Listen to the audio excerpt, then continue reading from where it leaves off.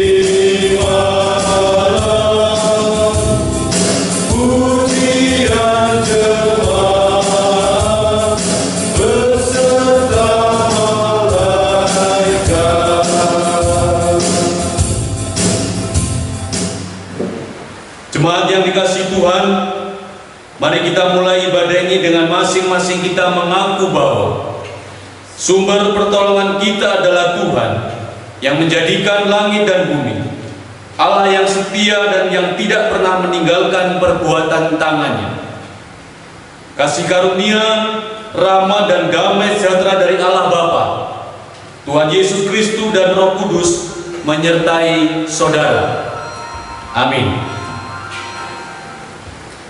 Bapak Ibu jemaat yang dikasihi Tuhan, kita akan bersama-sama mendengarkan nats pembimbing yang terambil dari kitab Ayub 42 ayat yang kedua.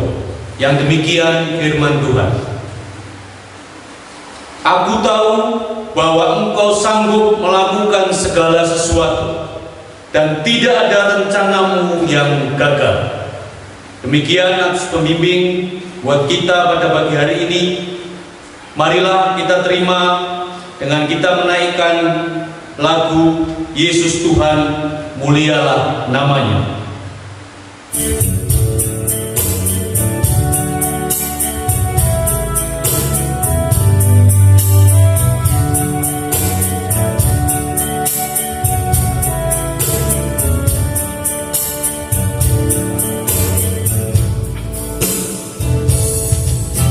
Yesus Tuhan, mulialah namanya. Yesus Allahku, besar kasih-Nya, dahulu, sekarang, dan sampai selamanya. Kasih-Nya tak pernah berubah. Yesus Tuhan, mulialah namanya. Yesus Allahku, besar kasih-Nya, dahulu, sekarang, dan sampai selamanya. Kuasa-Nya tak pernah berubah. Dia sanggup, Yesus sanggup melakukan perkara yang besar. Dia sanggup, Yesus sanggup memulihkan yang terluka, menyembuhkan yang menderita.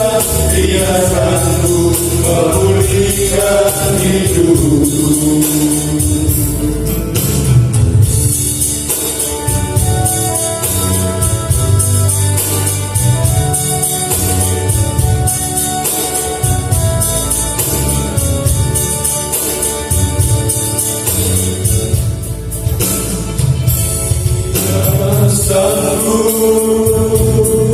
Yesus sanggup melakukan perkara yang besar. Dia sanggup, Yesus sanggup memulihkan yang terluka, menyembuhkan yang menderita. Dia sanggup memulihkan hidupku. Kita akan bersama-sama mendengarkan hukum kasih yang tertulis di kitab Matius 22 ayat 37 sampai yang ke-40. Yang demikian firman Tuhan. Kasihilah Tuhan Allahmu dengan segenap hatimu dan dengan segenap jiwamu dan dengan segenap akal budimu. Itulah hukum yang terutama dan yang pertama. Dan hukum yang kedua yang sama dengan itu ialah, kasihilah sesamamu manusia seperti dirimu sendiri.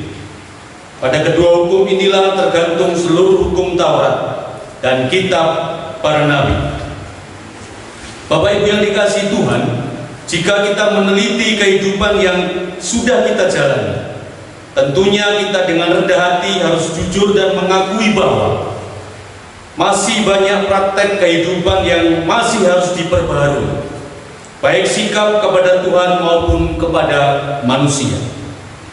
Tetapi Tuhan yang penuh kasih terus menganugerahkan rahmat-Nya kepada kita. Kita akan menerima berita anugerah yang terambil dari kitab 1 Petrus 2 ayat 24, yang demikian firman-Nya. Ia sendiri telah memikul dosa kita di dalam tubuh-Nya di kayu salib, supaya kita yang telah mati terhadap dosa hidup untuk kebenaran. Oleh bilur-bilurnya kamu telah sembuh. Demikian Bapak Ibu, berita anugerah yang boleh kita dengarkan pada pagi hari ini.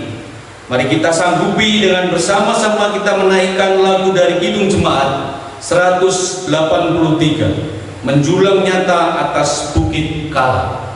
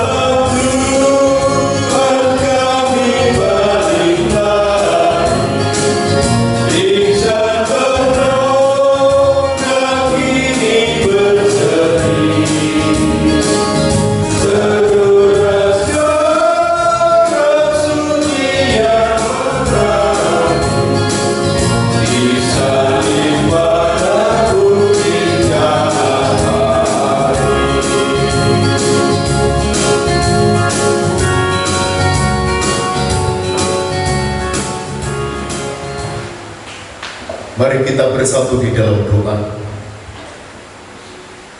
Kami sungguh bersyukur kepadamu ya Allah Tuhan kami.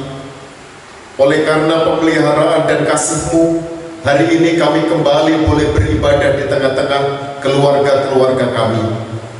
Terima kasih untuk semua kebaikan dan penyertaan-Mu selama 1 minggu ini, sehingga kami boleh mengucap syukur kepadamu.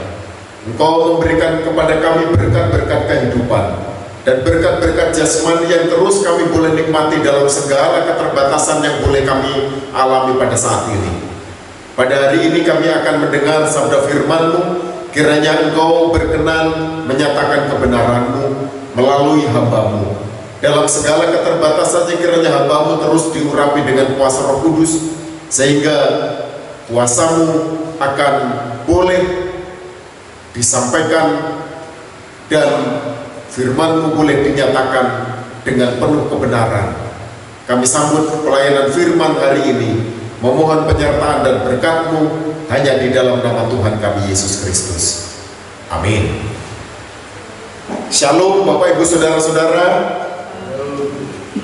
Mari kita menyiapkan bacaan firman Tuhan bersama dengan Jemaat Sinode GKSBS. Hari ini bacaan firman Tuhan dalam masa perayaan Paskah dan Pentakosta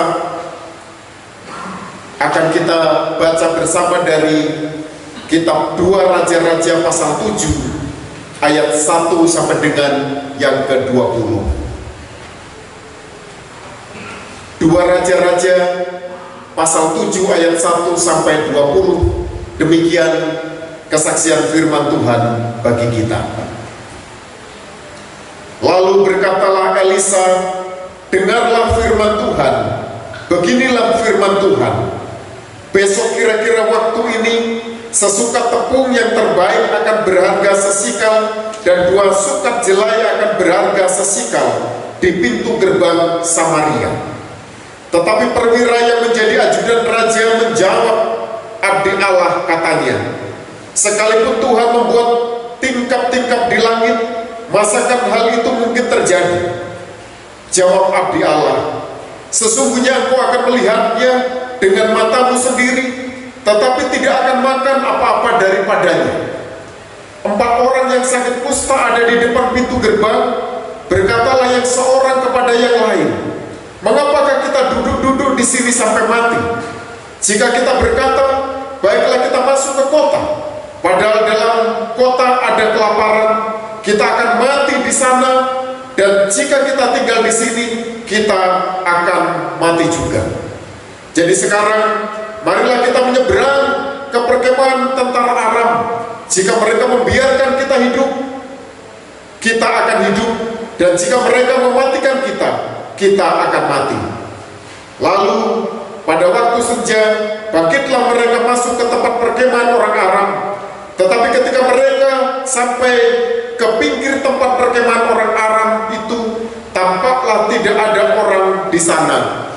Sebab Tuhan telah membuat tentara Aram itu mendengar bunyi kereta, bunyi kuda, bunyi tentara yang besar, sehingga berkatalah yang seorang kepada yang lain, sesungguhnya Raja Israel telah mengupah raja-raja orang Het dan raja-raja orang Misraim melawan kita, supaya mereka menyerang kita.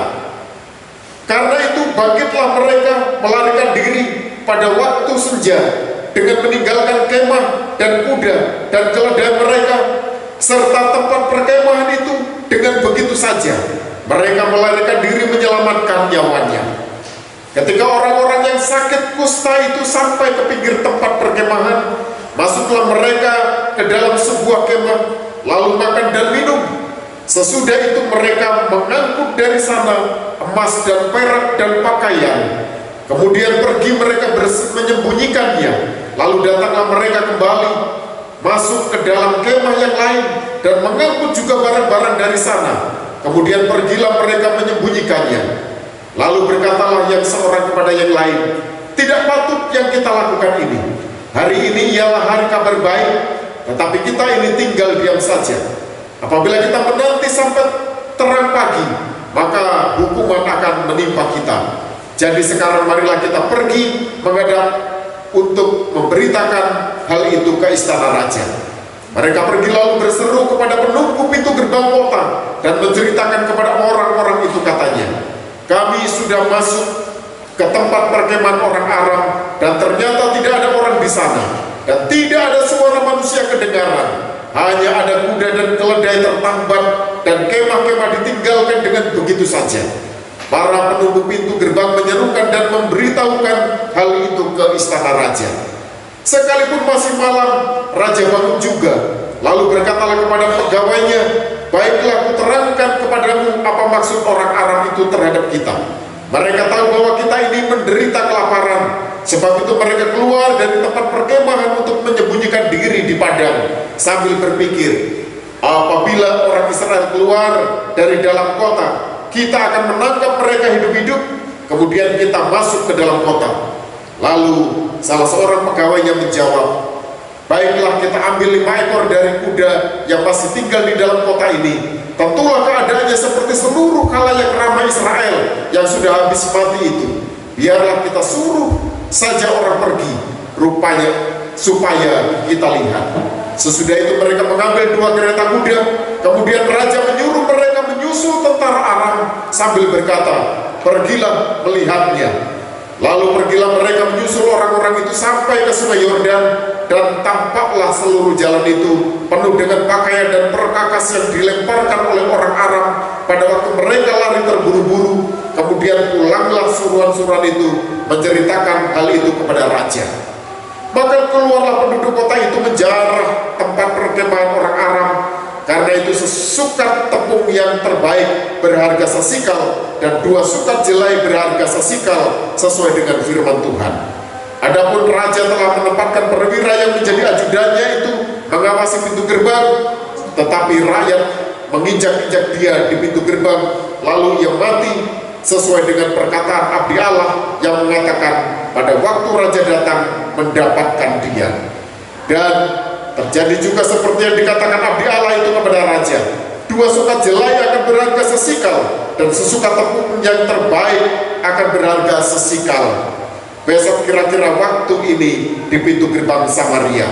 Pada waktu itu si perwira menjawab abdi Allah itu, sekalipun Tuhan membuat tingkap-tingkap di langit, masakan hal itu mungkin terjadi? Tetapi Elisa berkata, sesungguhnya engkau akan melihat dengan matamu sendiri, tetapi tidak akan makan apa-apa daripadanya. Demikianlah terjadi kepada orang itu.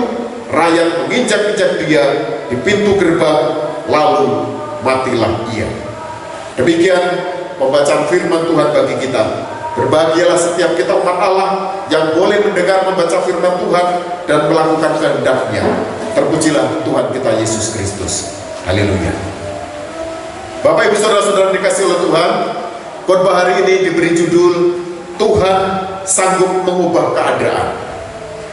Bapak Ibu Saudara-saudara, setiap kita pasti pernah menghadapi persoalan. Baik persoalan itu sederhana ataupun persoalan yang rumit. Ketika persoalan yang rumit, bahkan kerumitannya seolah-olah di luar kemampuan hidup manusia, maka pastilah kita akan berpikir begitu keras. Ada kecemasan, ada kekhawatiran, bahkan ketakutan menghadapi jalan kehidupan kita. Di dalam situasi seperti ini, biasanya akan muncul sikap dan perilaku kita. Ada yang memandang persoalan seberat apapun pasti ada jalannya. Dan orang-orang seperti ini yang kita sebut sebagai orang-orang yang optimis. Tetapi sering banyak di antara kita yang kemudian menyerah, tak berdaya, seolah sudah tidak ada jalan dan pengharapan. Dan pesimis itu menghantui hidup setiap orang yang mengalami demikian. Dalam hari pembacaan kita hari ini, Bapak Ibu Saudara, masih pada latar belakang peperangan antara bangsa Israel dan bangsa Aram. Saat itu bangsa Aram mengepung kota Samaria, ibu kota negeri Israel. Pengepungan tersebut berdampak pada harga-harga barang yang makin meroket, sehingga makin tak terjangkau lagi oleh rakyat. Akibatnya mereka mengalami kelaparan yang sangat-sangat hebat melanda seluruh Samaria. Ketika bangsa Israel mengalami krisis tersebut, muncul sikap pesimis yang ditunjukkan oleh perwira yang menjadi ajudan raja. Saat Elisa Nabi Allah berkata, besok kira-kira waktu ini sesukat tepung yang terbaik akan berharga 1 sikal di pintu gerbang Samaria. Perwira itu menjawab, sekalipun Tuhan membuat tingkap-tingkap langit, masakan hal itu mungkin terjadi? Bagi perwira ini mustahil bahwa harga yang dikatakan oleh Nabi Elisa itu akan sedemikian murah. Bapak Ibu Saudara-saudara, 1 sikal itu kalau dirupiahkan hari ini kurang lebih sekitar 3.400 rupiah. Dan harga-harga pada waktu itu sudah berkali-kali lipat, puluhan kali lipat, sehingga rakyat menjadi sangat miskin oleh karena kondisi perekonomian mereka. Bagi perwira tersebut sangat sulit mendengar apa yang dikatakan Nabi Elisa itu dapat terjadi. Oleh karena kenyataan bangsa Israel sedang menghadapi krisis multidimensi. Ada krisis keamanan, ada krisis ekonomi, ada krisis kepercayaan diri, dan yang tentu juga pada akhirnya mereka sedang mengalami krisis iman. Mereka sedang dikepung oleh tentara Aram yang membuat mereka dicekam ketakutan. Ada kecemasan dan mereka tidak dapat bekerja. Mereka kesulitan memperoleh bahan pangan karena harganya sudah sangat tidak terjangkau oleh mereka. Jumlah makanan sangat sedikit dalam situasi yang mereka hadapi. Bahkan mereka berebut makanan-makanan yang dipandang najis. Jangankan yang halal, makanan najis pun berharga mahal. Seperti kepala keledai dijual begitu tinggi, dan tai burung merpati menjadi sangat berharga. Kalau kita membaca di ayat-ayat sebelumnya, di ayat yang ke-26 pasal yang ke-6 dikatakan, suatu kali ketika Raja Israel berjalan di atas tembok, datanglah seorang perempuan mengadukan halnya kepada raja sambil berseru, tolonglah ya tuanku. Jawabnya, jika Tuhan tidak menolong engkau, dengan apakah aku dapat menolong engkau? Dengan hasil pengirikan atau hasil pemerasan anggur, dan seterusnya. Ada persoalan yang dihadapi oleh rakyat, bahwa mereka mengalami sesuatu yang sangat sulit, sehingga rakyat mengadu kepada raja. Peristiwa kanibalisme yang dilakukan juga terjadi pada orang Samaria. Kalau kita membaca di pasal berikutnya, di pasal sebelumnya, ada orang yang kemudian melakukan kanibalisme, memakan anaknya, karena mereka tidak ada lagi sesuatu yang dimakan. Dan itu terjadi oleh karena kesulitan yang mereka hadapi untuk mempertahankan hidup. Mereka memakan anak mereka sendiri. Memperhatikan betapa hebatnya kelaparan yang dialami oleh rakyat Israel saat itu. Tetapi situasinya, ketika melihat rakyatnya menderita, justru pada kondisi ini pemimpin mereka, raja mereka, justru menyalahkan Tuhan atas setiap petaka yang terjadi terhadap bangsa Israel tersebut. Kalau kita membaca di pasal 6 ayat 33, di sana dikatakan, selagi ia berbicara dengan mereka, datanglah raja mendapatkan dia. Berkatalah raja kepadanya, sesungguhnya malapetaka ini adalah daripada Tuhan. Mengapakah aku berharap kepada Tuhan lagi? Pemimpin yang melihat rakyatnya menderita justru mempersalahkan Tuhan, tidak mengkoreksi diri bahwa apa yang terjadi atas bangsanya ini adalah bagian dari kesalahan hidupnya. Bapak Ibu Saudara-saudara dikasih oleh Tuhan Yesus Kristus, sebaliknya dalam situasi yang sulit tersebut, ada 4 orang kusta yang menunjukkan sikap yang optimis. Mereka menyadari bahwa jika mereka memilih masuk kota, mereka akan mati kelaparan. Di dalam bacaan kita yang sudah kita dengar, di dalam kota, di tengah kota sedang terjadi kelaparan, maka 4 orang kusta itu tidak mungkin akan masuk ke dalam kota, karena mereka pun akan mati. Oleh karena itu mereka menyadari bahwa jika mereka memilih masuk kota akan mati kelaparan, dan jika mereka berdiam diri saja, mereka pun pasti akan mati. Jadi mereka masuk kota akan mati, mereka di pintu gerbang kota juga akan mati karena sama-sama tidak akan makan.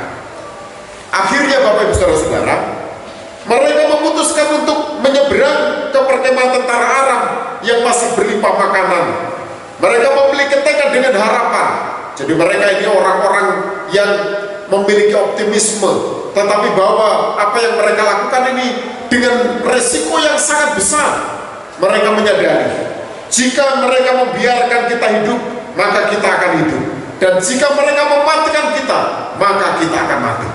Mereka sadar betul kalau mereka masuk ke perkemahan tentara Aram, maka mungkin mereka akan dibunuh. Tetapi kalau kemudian mereka membiarkan, maka mereka akan memiliki hidup. Hanya ada 2 pilihan seperti itu. Pilihan yang sulit dan beresiko. Namun keputusan 4 orang kusta untuk masuk ke perkemahan tentara Aram adalah keputusan yang tepat. Karena ketika senja perkemahan tentara Aram telah kosong, perkemahan yang dibayangkan ada banyak bala tentara dengan persenjataan lengkap, ternyata telah kosong. Apa yang terjadi oleh Bapak Ibu Saudara-saudara? Ternyata Allah telah menimbulkan ketakutan yang luar biasa melalui bunyi kereta, bunyi kuda, bunyi tentara yang besar, sehingga mereka melarikan diri. Dan keempat orang kusta mendapat kelimpahan makanan, minuman, emas, perak, dan pakaian. Mereka mendapatkan semua yang adalah milik tentara Aram yang telah ditinggalkan oleh mereka. Apakah keempat orang kusta tersebut yang mendapatkan banyak kenikmatan itu kemudian mereka menikmati keberhasilannya sendiri? Ternyata tidak. Mereka selanjutnya menyadari bahwa bukan hal baik jika mereka menikmati kelimpahan itu secara sendiri, secara berempat. Mereka kemudian menyampaikan kabar baik itu ke istana, sehingga keadaan pun berubah. Kelaparan menjadi kelimpahan. Mereka yang tadinya kesulitan makanan, kesulitan segala sesuatu, sekarang mereka memiliki semua. Dan benar yang dikatakan oleh Nabi Allah Elisa, bahwa besok kira-kira waktu ini sesukat tepung yang terbaik akan berharga sesikal, dan 2 sukat jelai akan berharga sesikal di pintu gerbang Samaria. Artinya bahwa pada hari itu segala sesuatu yang menjadi kebutuhan mereka, makanan, pakaian, dan segala sesuatu menjadi sangat terjangkau dan sangat murah. Jemaat yang dikasihi oleh Tuhan Yesus Kristus, dari perikop bacaan ini ada hal-hal yang dapat menjadi inspirasi bagi kita. Yang pertama, tetap optimis di tengah kesukaran. Belajar dari 4 orang kusta, ketika mereka menghadapi segala sesuatu, mereka sedang menghadapi persoalan dirinya dengan penyakitnya. Sementara mereka ketika ada di tengah-tengah kota Samaria, mereka juga sedang mengalami persoalan dengan bangsanya. Kelaparan yang terjadi membuat mereka pun kelak akan mengalami nasib yang sama, yaitu kematian. Tetapi mereka di tengah situasi yang sedemikian sulit, 4 orang ini memiliki optimisme bahwa mereka pasti ada jalan yang membawa mereka untuk keluar. Yang kedua, tidak tinggal diam. 4 orang kusta tersebut tidak pasrah dengan kondisi mereka. 4 orang ini kemudian tidak hanya menunggu bantuan dari orang lain, tetapi 4 orang ini kemudian berpikir bagaimana caranya untuk keluar dari pergumulan mereka. Kalau mereka tinggal diam di pintu gerbang kota, maka mereka akan mati karena mereka tidak akan mendapatkan apa-apa. Kalau mereka kemudian pergi ke tengah kota, mereka pun akan mati karena di tengah kota sedang ada kelaparan. Maka mereka kemudian bergerak untuk menuju ke markas tentara Aram dengan harapan mereka akan mendapatkan sesuatu. Yang ketiga, mereka sehati sepikir. Mereka berempat kompak. Mereka berempat dengan sepenuh hati mereka melaksanakan apa yang menjadi strategi hidup mereka. Mereka tidak ada yang mengingkari satu dengan yang lain. Mereka jalan dengan keputusan mereka, dan mereka utuh dalam sikap dan perbuatan mereka. Dan yang keempat, mereka memiliki kepedulian kepada sesama. Sikap mereka ketika mereka berhasil, ketika mereka masuk ke perkemahan tentara Aram, yang didapati perkemahan itu telah kosong ditinggalkan oleh tentara Aram. Mereka kemudian mendapati ada banyak makanan, ada emas, perak, ada pakaian, dan segala sesuatu yang sangat dibutuhkan oleh orang-orang di Samaria. Mereka mendapatkan apa yang menjadi kesulitan-kesulitan yang sedang dialami. Tetapi kemudian mereka tidak ada yang memikirkan mereka sendiri. Mereka kemudian sadar bahwa ada saudara-saudara mereka di kota yang sedang mengalami kelaparan. Mereka pergi menyampaikan berita bahwa tentara Aram telah pergi, dan mereka meninggalkan segala sesuatu yang dibutuhkan oleh penduduk Israel dan yang ada di kota Samaria. Mereka berbagi, mereka peduli kepada sesama, tidak menikmati segala sesuatu dengan sendirinya. Jemaat yang dikasihi oleh Tuhan, bagaimana dengan kita? Tentunya ini menjadi sebuah pengalaman bagi kita. Di tengah situasi sekarang yang sedang kita alami, kita sedang bersama-sama menghadapi pandemi virus corona. Tentunya ada ketakutan, ada kesulitan. Bahkan Bapak Ibu Saudara-saudara di berbagai tempat yang lain, misalkan di kota-kota yang sedang menerapkan pembatasan sosial berskala besar, mereka mengalami kesulitan. Karyawan-karyawan diberhentikan dari pekerjaan. Mereka saat ini tidak memiliki penghasilan, sementara ada kebutuhan hidup yang harus dibiayai. Bagi mereka sebagian kecil mendapatkan bantuan sosial dari pemerintah yang jumlahnya pun jauh dari kebutuhan layak. Apalagi bagi mereka yang sudah tidak punya pekerjaan, masih punya tanggungan kehidupan, dan mereka saat ini tidak memiliki penghasilan. Tentunya mereka sedang mengalami kekalutan, dan kita berdoa mudah-mudahan seperti itu tidak akan terjadi pada diri kita, dan juga berdoa supaya saudara-saudara kita yang sedang mengalami kesulitan kesulitan itu akan ditolong oleh Tuhan. Mari kita tidak tinggal diam dalam situasi seperti ini. Mari kita sehati sepikir dan mari kita peduli kepada sesama. Bagi kita yang berkelebihan, bagi kita yang terberkati, mari kita peduli dengan orang lain. Mari kita belajar untuk bisa melihat bahwa ada saudara-saudara kita yang membutuhkan. Kiranya Tuhan akan terus memampukan kita pada minggu Paskah keempat ini. Mari kita terus disemangati bahwa dalam situasi yang serba tidak mungkin, Allah akan sanggup memperlihatkan kuasa-Nya yang luar biasa kepada kita. Bahwa ada pengharapan, ada sesuatu yang dapat Tuhan nyatakan kepada kita. Selagi kita yakin, selagi kita terus percaya, Tuhan pasti akan membukakan jalan di tengah-tengah kesulitan yang sedang kita hadapi.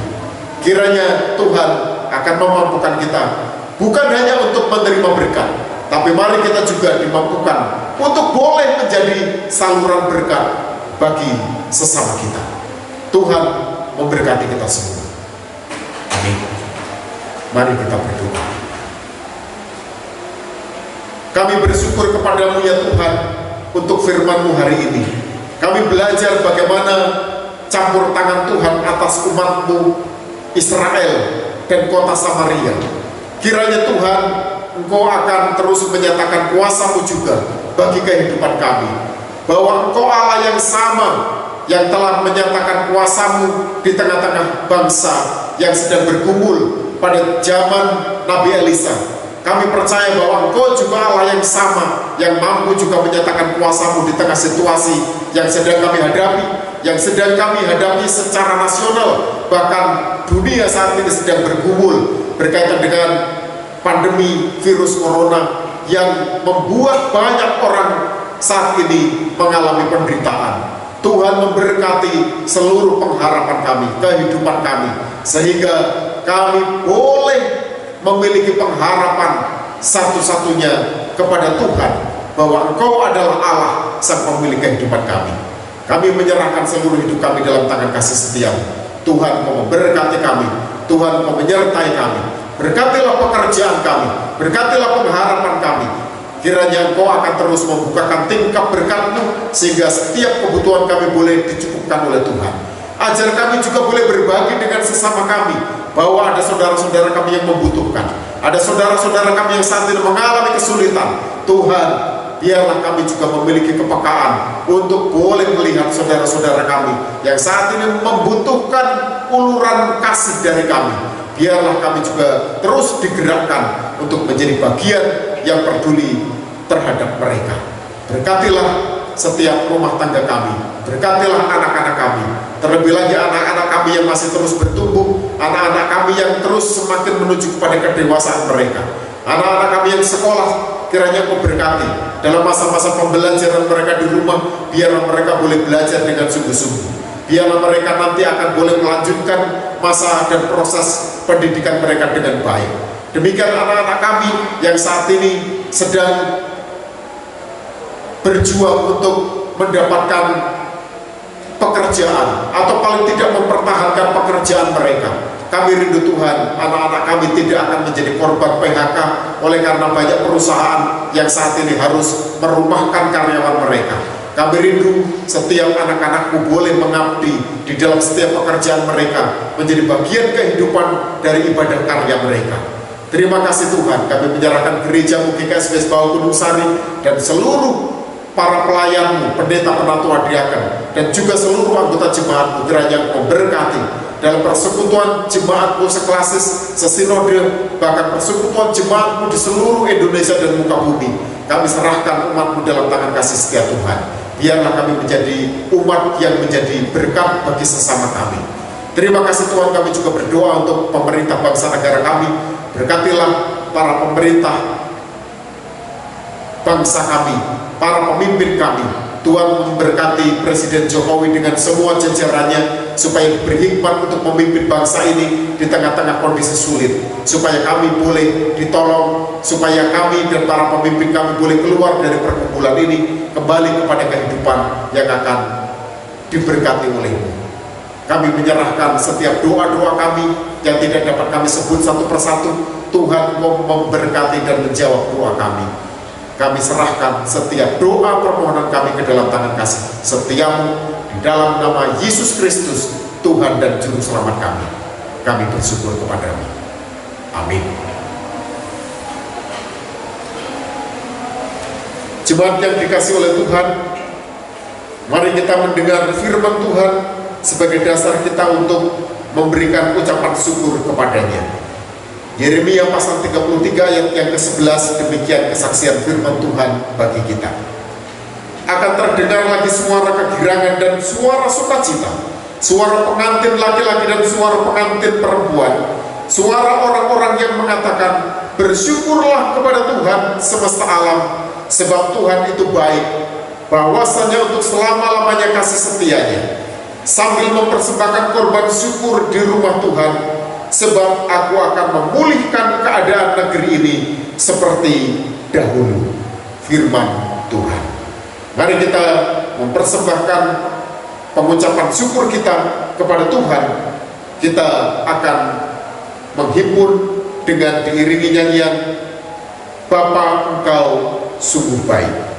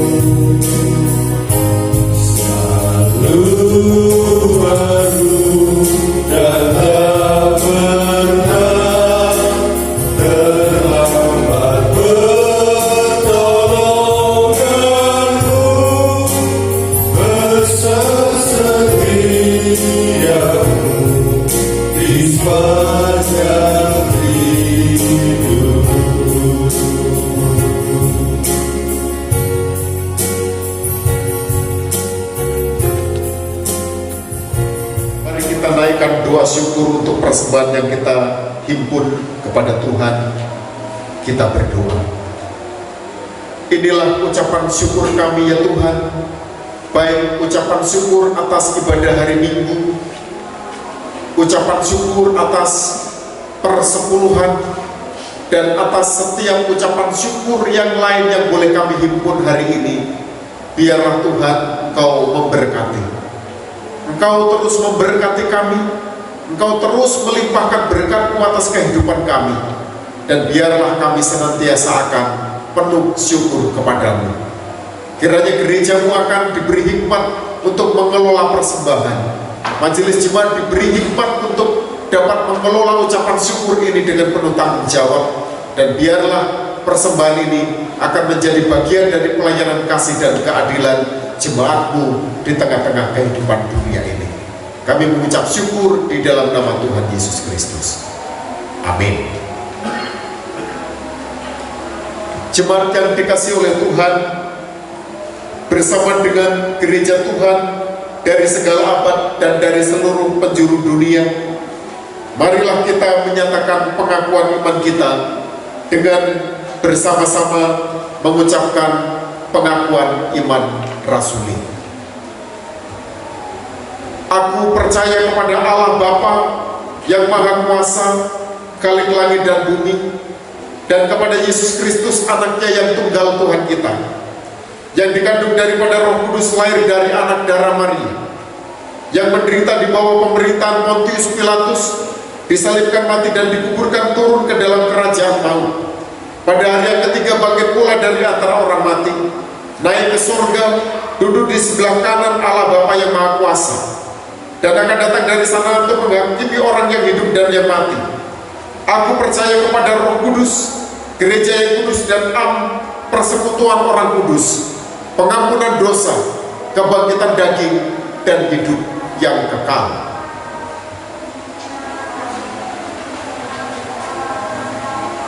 Jemaat yang dikasihi oleh Tuhan, ibadah keluarga kita akan selesai, tetapi ibadah kehidupan kita untuk terus memiliki pengharapan kepada Tuhan akan menjadi ibadah kehidupan kita.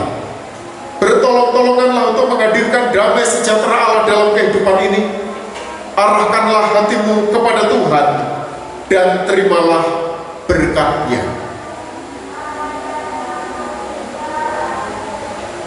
Tuhan memberkati engkau dan melindungi engkau.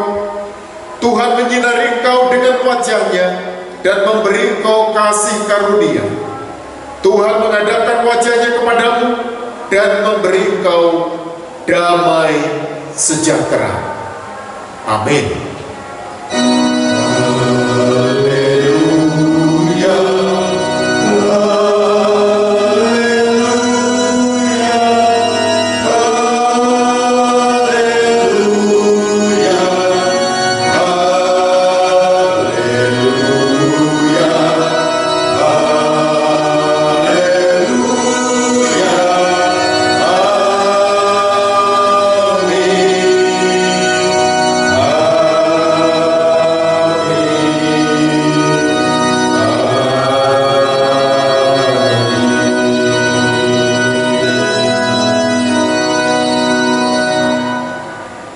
Di badai topan dunia, Tuhanlah perlindunganmu. Kendati goncang semesta, Tuhanlah perlindunganmu. Nyanyian penutup Kidung Jemaat 440, bait pertama dan ketiga, di badai topan dunia.